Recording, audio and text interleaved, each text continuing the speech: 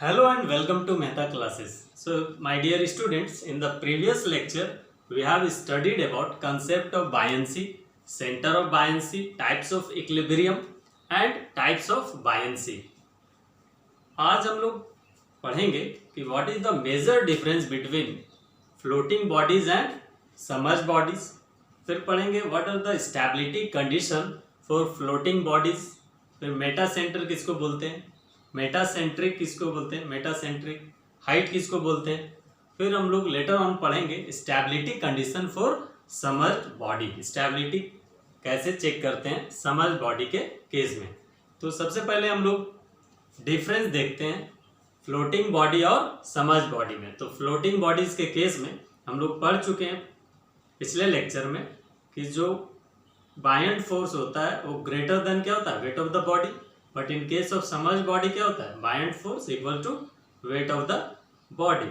But जो technical difference है दोनों में, that is the centre of buoyancy जो होता है in case of submerged body, वो अगर बॉडी को डिस्टर्ब करें या फिर एंगुलर डिस्प्लेसमेंट दें तो वो चेंज नहीं होता है. But in case of floating body अगर बॉडी के ऊपर एंगुलर डिस्प्लेसमेंट या फिर उसको थोड़ा डिस्टर्ब करेंगे तो सेंटर ऑफ जो बायंसी है वो चेंज हो जाएगा. तो लिखेंगे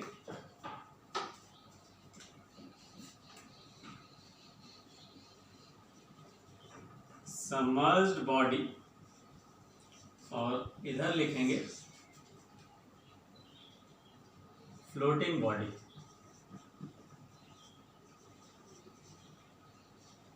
फ्लोटिंग बॉडी तो सबमर्ज्ड बॉडी के केस में हम लोग पढ़ चुके हैं. इन केस ऑफ सबमर्ज्ड जो बॉडी होता है वो एफ बी इक्वल्स टू क्या होता है, weight, means buoyant force weight के बराबर. But in case of floating body F B greater than क्या होता है, वेट ऑफ द बॉडी. इसमें एग्जांपल हम लोग देख चुके थे सबमेरीन का, और इसमें एग्जांपल क्या था, वुड, प्लास्टिक, पीटीसी, ये हम लोग लिख चुके हैं. जो मेजर डिफरेंस है दैट इज दिस वन, कि अगर सबमर्ज्ड बॉडी को, this is your water surface और this is your submerged body, तो सबमर्ज्ड बॉडी के ऊपर ये क्या होगा, यहाँ पे हमारा क्या होगा, सेंटर ऑफ ग्रेविटी, और ये क्या होगा, सेंटर ऑफ बायंसी. अगर इसको डिस्टर्ब करें, थोड़ा सा एंगुलर डिस्प्लेसमेंट दे, तो ये बॉडी इस तरह हो जाएगा. तो इस केस में भी क्या होगा, ये जी होगा, ये बी होगा. ये है इनिशियल कंडीशन और ये है final condition. This is your initial, this is your final condition. तो क्या लिखेंगे यहाँ पे, इन case of submerged body, submerged body centre of buoyancy. Centre of buoyancy को कैसे रिप्रेजेंट करते हैं, कैपिटल बी से. Do not change. क्या दोनों का केस में क्या हो रहा है, सेंटर ऑफ बायंसी, जितना फ्लूइड इस बॉडी, ये बॉडी यहाँ पे डिस्प्लेस कर रहा है उतना ही यहाँ पे भी डिस्प्लेस कर रहा है. तो सेंटर ऑफ जो बायंसी है वो चेंज नहीं हो रहा है. But in case of floating body, floating body ये क्या है, this is your floating body, यही है, फ्लोट कर रहा है. और ये इसका क्या है, capital G, centre of gravity, ये क्या होगा, कैपिटल बी. जब इसके ऊपर एंगुलर डिस्प्लेसमेंट देंगे, जब इसको डिस्टर्ब करेंगे तो फिगर किस तरह बनेगा, इस तरह. अब यहाँ पे जो ऑब्जर्व करने वाली चीज है, जो इसका एक्सिस होगा वो एक्सिस इस तरह से चेंज हो जाएगा, यही तो. ये है इनिशियल स्टेट और ये है फाइनल स्टेट बॉडी का. तो इस केस में हम देख पा रहे हैं कि जो बी है, बी क्या होगा, इसका हाफ पे, ये जी जो है सेंटर ऑफ ग्रेविटी हाफ पे ही होगा, लेकिन बी जो है वो क्या होगा, इधर हमारा शिफ्ट कर जाएगा। रीजन बी क्या हो रहा है समझते हैं। इस केस में जो ये बी है सेंटर ऑफ बायंसी, वो क्या होता है, it is a centroid of displaced fluid. तो डिस्प्लेस्ड फ्लूइड का सेंट्रॉइड क्या होगा, इसका हाफ देख चुके हैं हम लोग h/2 जो किए थे प्रीवियस लेक्चर में। यहां पे क्या हो रहा है, जब टिल्ट हो रहा है बॉडी, तो टिल्ट होने के बाद इस रीजन में, टिल्ट होने के बाद क्या है, ये जो शेडेड रीजन में है, इस पोर्शन में हमारा जो है फ्लूइड ज्यादा डिस्प्लेस हो रहा है। तो यहां पे हमारा इनिशियल कंडीशन था बी, तो सेंट्रॉइड क्या है, डिस्प्लेस फ्लूइड का थोड़ा शिफ्ट हो जाएगा, तो ये हो जाएगा बी डैश। तो इस हमारा जो फ्लोटिंग बॉडीज में है सेंटर ऑफ बायंसी चेंज हो सकता है जब हम इसको डिस्टर्ब कर देंगे इनिशियल पोजीशन से। तो यहां पे लिखेंगे in case of floating body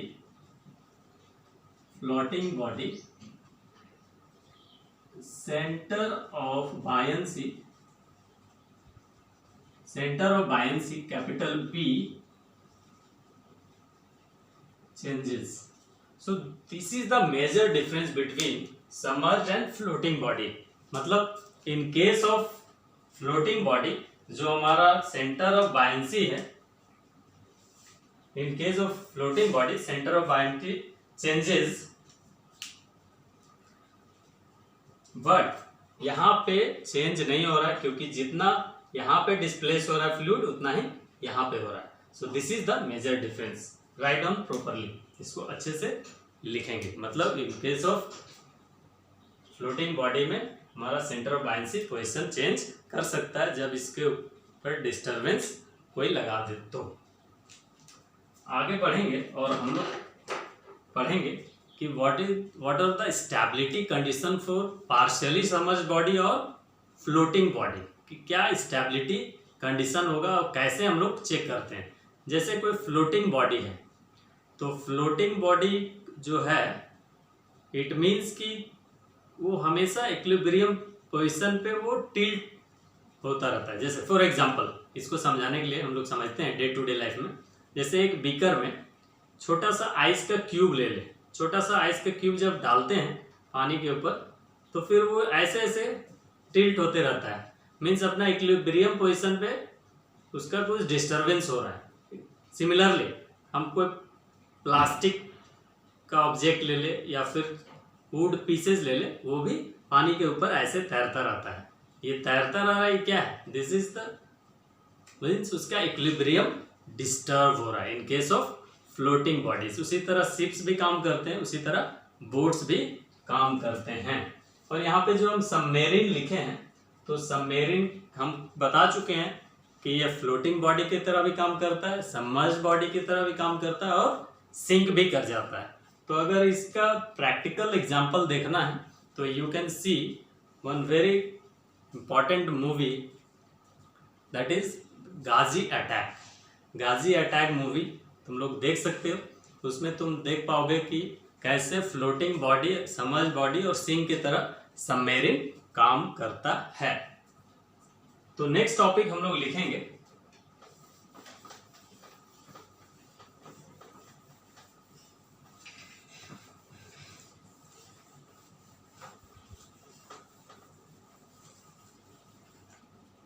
next topic is your stability condition for partially submerged body or floating body. Floating body means what are the stability condition for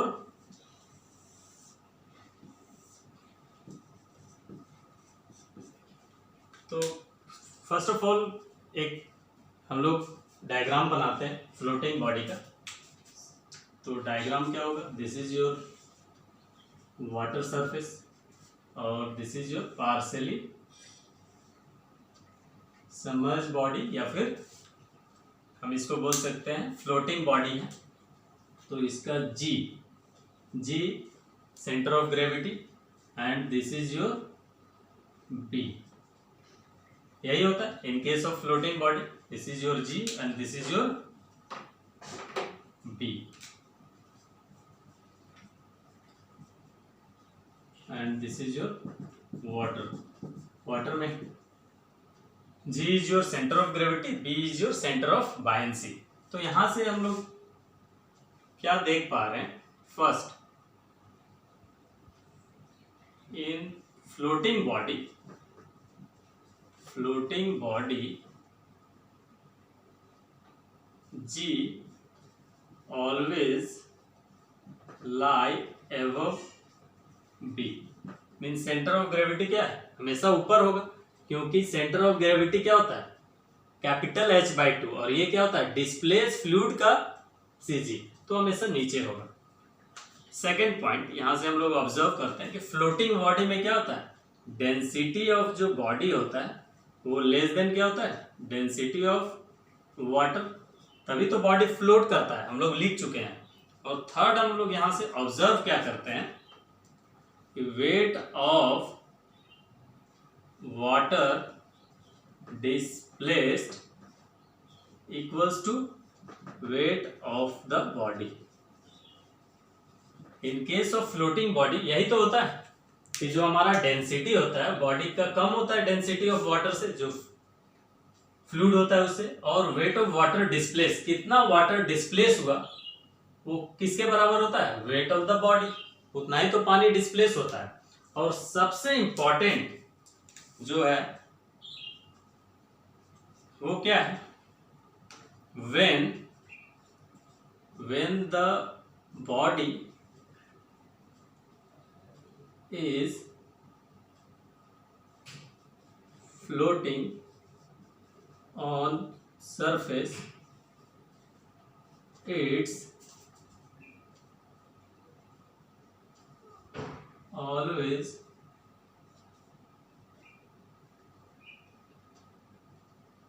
it's always gets tilted and its equilibrium is disturbed। हम क्या लिखे हैं fourth point, this is very important, when the body is floating on surface, surface पे जब float करता है it always gets tilted and its equilibrium is disturbed। Means अभी बताए थे एग्जांपल में, अगर किसी ग्लास में हम आइस का क्यूब लेंगे तो हमेशा ऐसे टिल्टेड होता रहेगा जब तक वो फ्लोट करेगा। इन केस ऑफ शिप भी ऐसा होता है, तो उसका इक्विलिब्रियम क्या होता है वो टिल्टेड होने के कारण डिस्टर्ब हो जाता है फ्लोटिंग बॉडी के केस में। और लास्ट पॉइंट लिखेंगे फिफ्थ वन लिखेंगे द स्टेबिलिटी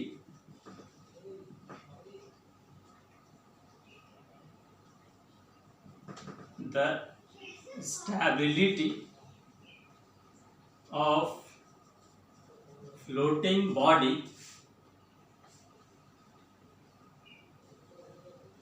body is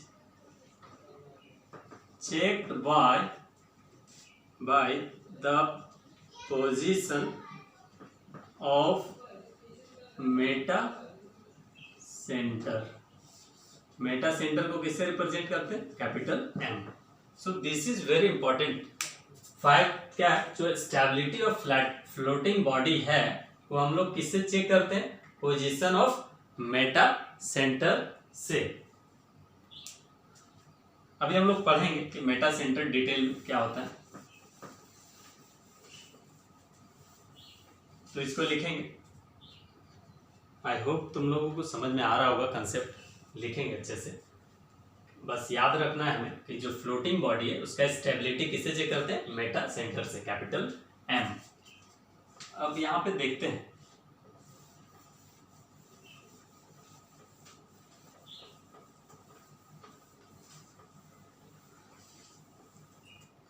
कि ये जो मेटा सेंटर हम लिखे हैं वो होता क्या है। मेटा सेंटर क्या होता है?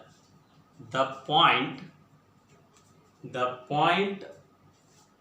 at which the force of buoyancy meet the normal axis when a body is given small angular displacement। मतलब क्या है कि वो ऐसा पॉइंट है जहाँ पे फोर्स ऑफ जो बायंसी है नॉर्मल एक्सिस को मीट करता है जब एंगुलर डिस्प्लेसमेंट हम किसी बॉडी के ऊपर देते हैं। उसको क्या बोलते हैं हम लोग? Meta centre. पहले डेफिनेशन लिखते हैं फिर हम लोग को समझाता हूँ।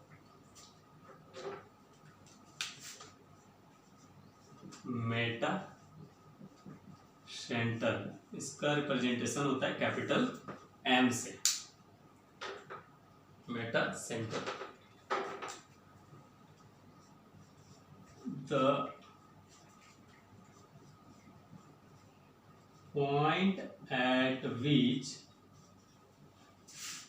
point at which the line of action of the force of buoyancy meet the normal axis of body when body is given small angular displacement is called meta center। क्या लिखे हम यहाँ पे? The point at which the line of action of the force of buoyancy meet the normal axis of body when body is given small angular displacement. Means force of buoyancy का जो line of action normal axis पे जहाँ पे meet करेगा जब किसी body के ऊपर स्मॉल एंगुलर डिस्प्लेसमेंट देंगे, that point is called meta centre. इसको फिगर से समझते हैं, कि कैसे इसको हम लोग राइट डाउन प्रॉपर्ली लिखेंगे इसको, और इसे फिगर से समझते हैं कि फोर्स ऑफ बायंसी जो है वो नॉर्मल एक्सिस पे कैसे मीट करता है जब स्मॉल एंगुलर डिस्प्लेसमेंट देते हैं। तो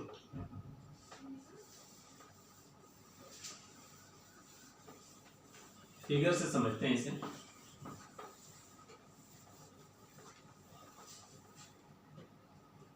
Suppose this is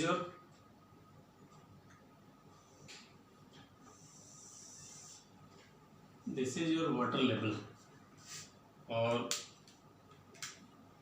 यहाँ पे एक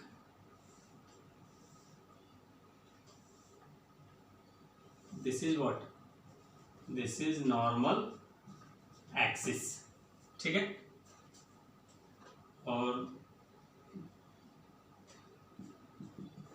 ये this is your water and this point is your what? G, and this point is your B, center of gravity, center of buoyancy।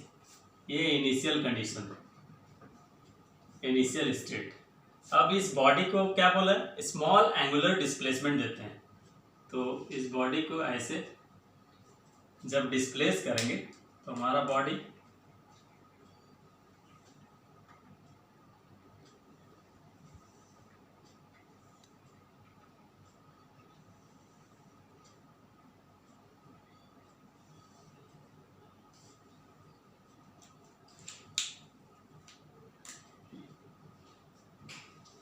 अब नॉर्मल एक्सिस क्या हो जाएगा? ये नॉर्मल एक्सिस, और this one is your small angular displacement.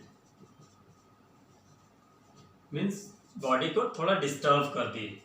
तो ये जो हमारा इस पार्ट में हमारा क्या हो गया? वाटर ज़्यादा हो गया, अभी हम लोग देख चुके हैं कि इस पार्ट में मेरा क्या हो रहा है, जो फ्लूइड है वो ज़्यादा डिस्प्लेस हो रहा है। तो जी तो यहीं पे होगा, जी यहाँ होगा और बी यहाँ था। तो इस पार्ट में ज़्यादा वाटर होने के कारण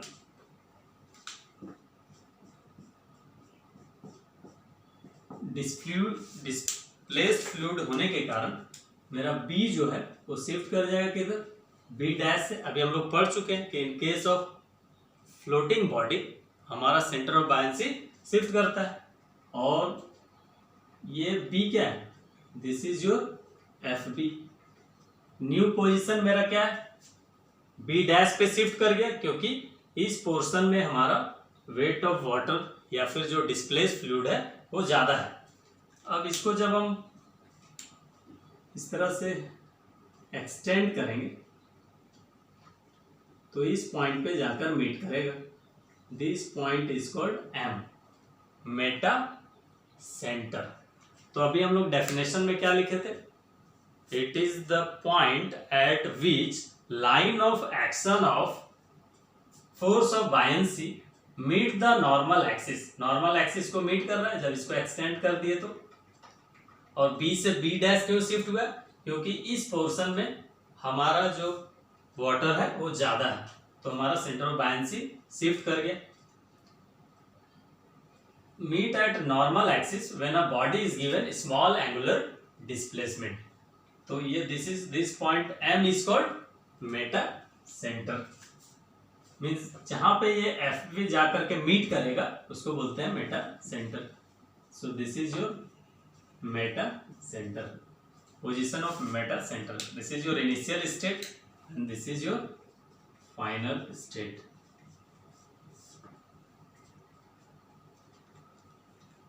और based on the position of meta center, there are three types of equilibrium in floating bodies. तो यहाँ पे लिखेंगे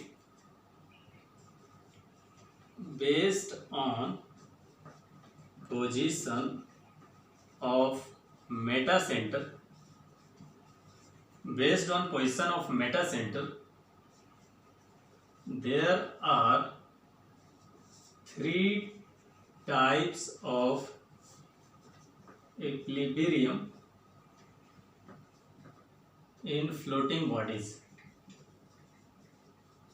Floating body. What are three types of equilibrium?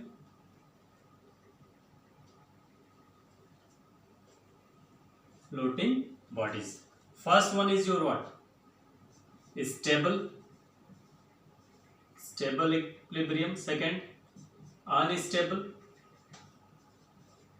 and third one is your neutral. हम लोग पढ़ चुके हैं स्टेबल, अनस्टेबल और न्यूट्रल। यहाँ पे देखते हैं कि कैसे होता है। अब यहाँ पे क्या हो रहा है, एम जो है जी से एबव है और बी जो है वो सबसे नीचे है। तो अगर ऐसा फ्लोटिंग बॉडी जिसमें एम सबसे ऊपर हो, जी बीच में और बी सबसे नीचे, उस केस को क्या बोलते हैं, स्टेबल इक्विलिब्रियम। और ऐसा कंडीशन अराइज हो जाए बॉडी के ऊपर कि जी ऊपर हो और एम नीचे आ जाए तो वो होगा अनस्टेबल। और न्यूट्रल में क्या होगा, m इक्वल्स टू जी। उसको हम लोग देखेंगे।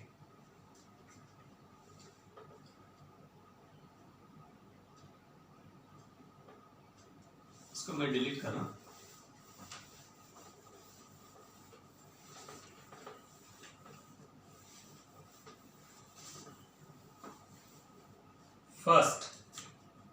फर्स्ट हमारा है स्टेबल। स्टेबल कब होगा, स्टेबल होगा, दिस इज योर, मान लेते हैं कोई बॉडी के ऊपर this is your M, this is your G, this is your B. अगर ऐसा केस अराइज हो जाए कि एम सबसे ऊपर, जी बीच में और बी अभी जो देखे थे हम लोग, तो it is a case of stable equilibrium. इसमें हो क्या रहा है वो देखते हैं। अभी जब बॉडी के ऊपर एंगुलर डिस्प्लेसमेंट दिए थे,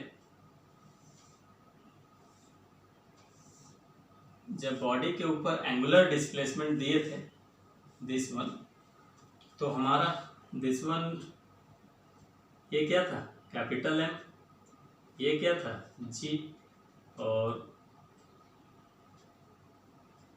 यहाँ पे हमारा क्या था दिस इज बी और दिस इज बी डैश, यही तो। अभी हम लोग ये देख चुके हैं फिगर, ये हम फाइनल स्टेट लिख रहे हैं एम जी बी। अब इस फिगर में थोड़ा इसको मैं बाहर निकालता हूं। इस जी पे क्या लगेगा W wait of the body, और यहां बी पे क्या लगेगा बी पॉइंट पे एफ बी बायेंट फोर्स हम लोग पढ़ चुके हैं सेंटर ऑफ बायेंसी पे। तो इस फिगर को जब बाहर निकालेंगे तो this is your point G, and इसको जब बाहर निकालेंगे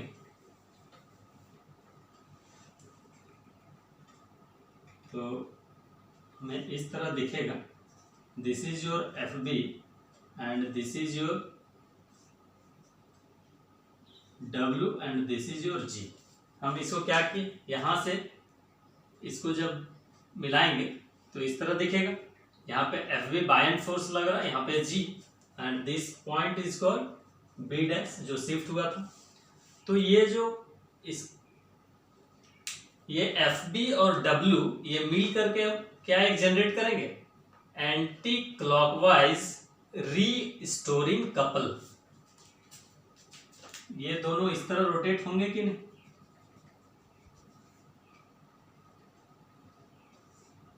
इस तरह से, ये देखो ये ऐसे है और ये ऐसे है, तो ये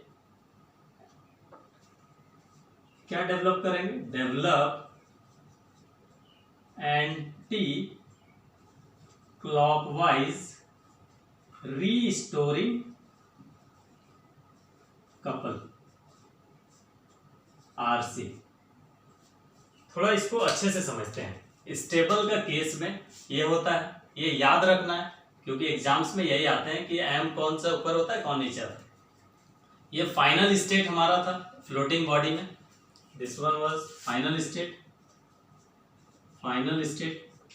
और यहाँ पे ये बॉडी को क्या दिए हैं एंगुलर डिस्प्लेसमेंट, मीन्स यहाँ पे क्या होगा डिस्टर्बिंग कपल, मीन्स मोमेंट दे रहे हैं, थोड़ा सा टिल्ट कर रहे हैं मोमेंट। तो इसको मैं लिख देता हूँ, ये यहाँ पे डिस्टर्बिंग कपल है डीसी। अब याद होगा कि ये जो डीसी है वो क्लॉकवाइज है और जो रीस्टोरिंग कपल है वो यहाँ पे फिगर में क्या हो रहा है एंटी क्लॉकवाइज। ये क्लॉकवाइज ये एंटी क्लॉकवाइज। तो जो हम लिखवाए थे टाइप्स ऑफ इक्विलिब्रियम में, जब वहां पे फोर्स के टर्म में था रीस्टोरिंग फोर्स और डिस्टर्बिंग फोर्स क्या होता था दोनों अपोजिट, जब अपोजिट होते थे तो स्टेबल इक्विलिब्रियम। तो यहाँ पे क्या करेगा ये जो रीस्टोरिंग कपल है इस बॉडी को फिर से अपना ओरिजिनल पोजीशन में लाना चाहेगा। तो बॉडी क्या होगा इस केस में ओरिजिनल पोजीशन में जब लाएगा तो बॉडी क्या होगा इस केस में फ्लोट करेगा। तो यहाँ पे क्या होगा in this case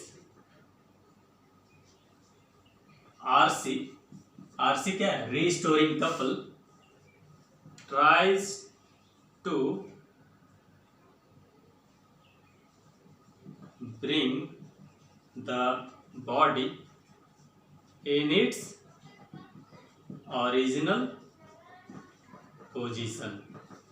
This is the note, very important. Means इस केस में क्या होगा जो रीस्टोरिंग कपल है वो बॉडी को क्या करना चाहेगा ओरिजिनल पोजीशन में लाना चाहेगा सो दैट कि उसका इक्विलिब्रियम मेंटेन रहे।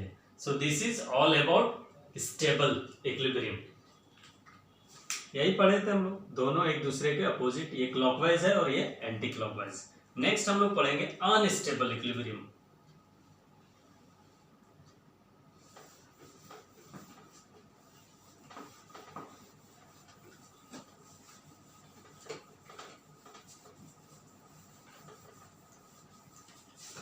Next one is your second one, unstable unstable का केस कब होगा? जब हमारा बी तो यहीं रहेगा, ये क्या था, ये एम हो जाए और ये जी हो जाए, मीन्स जी ऊपर चला गया और एम नीचे आ गया। अगर ऐसा कंडीशन अराइज होता है तो हमारा अनस्टेबल होगा। जैसे फॉर एग्जांपल, फिर एक फ्लोटिंग बॉडी का फाइनल स्टेट लेते हैं। This is the final state of floating body. ठीक है, इस केस में अगेन यहाँ पे डिस्टर्बिंग, ठीक है, डिस्टर्बिंग कपल दे रहे हैं डीसी, अभी हम लोग पढ़ चुके हैं। अब इस केस में जो हमारा है वो जी यहाँ पे है, एम यहाँ पे है और बी यहाँ पे है, यही तो केस है, जी एम बी। ठीक है, इट मीन्स हमारा जो यहाँ पे क्या लगेगा, डब्लू, और ये जब एक्सटेंड करेंगे तो यहाँ पे हमारा क्या लगेगा, एफ बी। ये क्या हो जाएगा, बी डैश, शिफ्ट करेगा सेंटर ऑफ बायंसी, और जब मीट करेंगे तो जहाँ पे मीट करेगा उसको क्या बोलते हैं, मेटा सेंटर, अभी हम लोग पढ़ चुके हैं। जब इस फिगर को बाहर निकालेंगे तो हमें दिखाई देगा इस तरह का, this is your B dash, this is your G, this is your weight of the body, और ये क्या देगा, एफ बी। अब इस केस में जो देखने वाली बात है कि ये जो दोनों एफ बी और डब्ल्यू है वो बॉडी को इस तरह रोटेट करना चाहेगा। देखो, ये बॉडी को ऐसे रोटेट करना चाहेगा, लुक एट हेयर, यहाँ देखो, ये ऐसे घुमाना चाहेगा, तो ये क्या देगा, it develop clockwise restoring couple, clockwise restoring couple, and body will get overturn, overturn means sink कर जाएगा, क्योंकि ये this is your restoring couple. बताते हैं क्या हो रहा है इस केस में। ये दोनों क्लॉकवाइज रीस्टोरिंग कपल जनरेट करेंगे क्योंकि दोनों सेम डायरेक्शन में ऐसे अप्लाई हो रहे हैं, और डिस्टर्बिंग कपल भी क्लॉकवाइज है, डिस्टर्बिंग कपल भी क्लॉकवाइज है, यहाँ पे देखो क्लॉकवाइज, और ये भी क्लॉकवाइज, दोनों सेम डायरेक्शन में।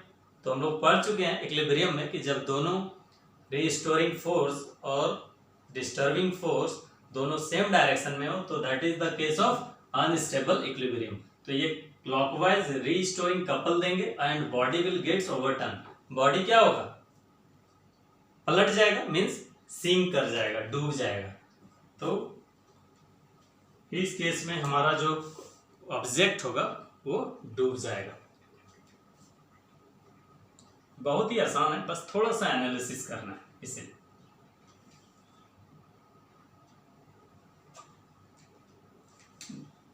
This is your unstable, unstable में इस तरह का केस होगा। नेक्स्ट योर न्यूट्रल, हम लोग न्यूट्रल पढ़ेंगे।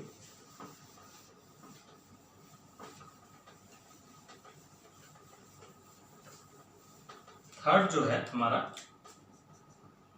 वो है न्यूट्रल। न्यूट्रल इक्विलिब्रियम क्या होता है in case of floating body. तो इस केस में जो फिगर बनेगा वो क्या होगा, बी तो यहीं रहेगा और G इक्वल्स टू M हो जाएगा। This is the case of neutral, means जो सेंटर ऑफ ग्रेविटी होगा और मेटा सेंटर एक ही जगह पे कॉन्साइड करेंगे। देखते हैं, फिगर बनाते हैं इसका। जब डिस्टर्बिंग कपल देंगे तो हमारा फिगर इस तरह बनेगा। This is your DC, disturbing couple, अभी हम लोग पढ़ चुके हैं। इस केस में हमारा क्या हो रहा है, दिस इज योर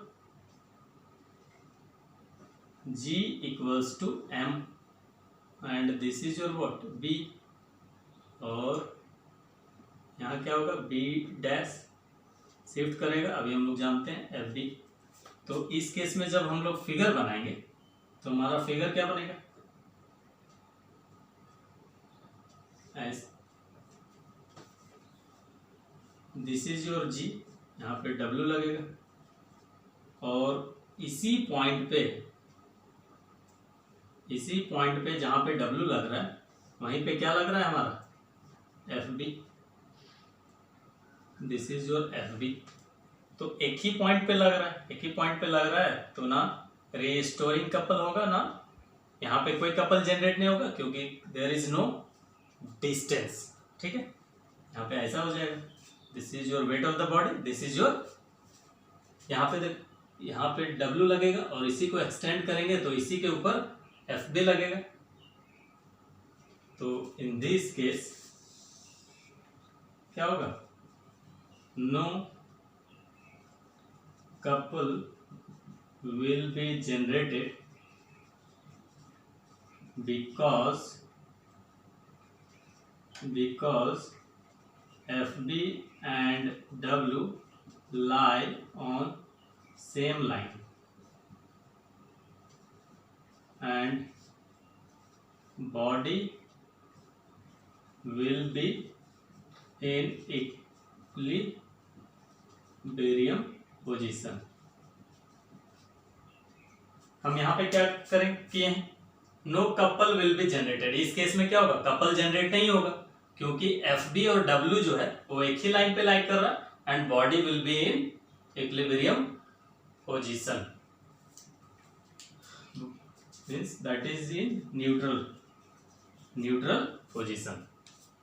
तो तुम लोगों को समझ में आ रहा होगा बात कि इसमें करना क्या है।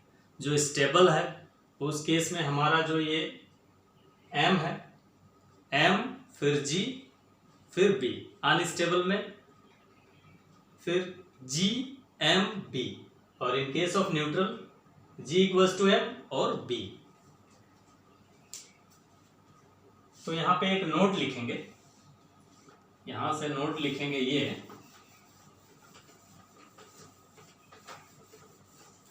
नोट लिखेंगे फर्स्ट, यहां जो हम लोग ऑब्जर्व किए हैं, इन केस ऑफ फ्लोटिंग बॉडी हमारा जो B always lie below G and M।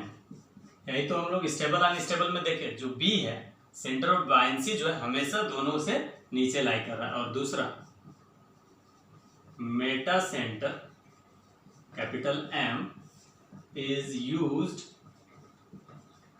To check the stability condition in floating body.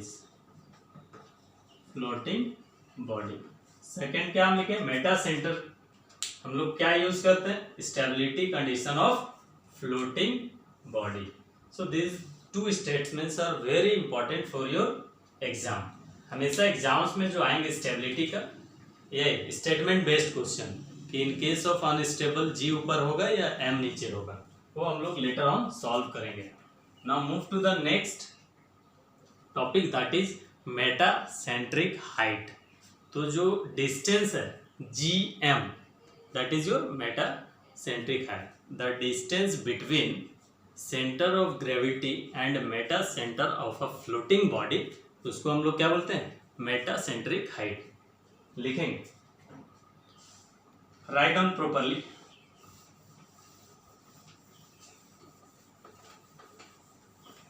Next one is your next concept, meta-centric height.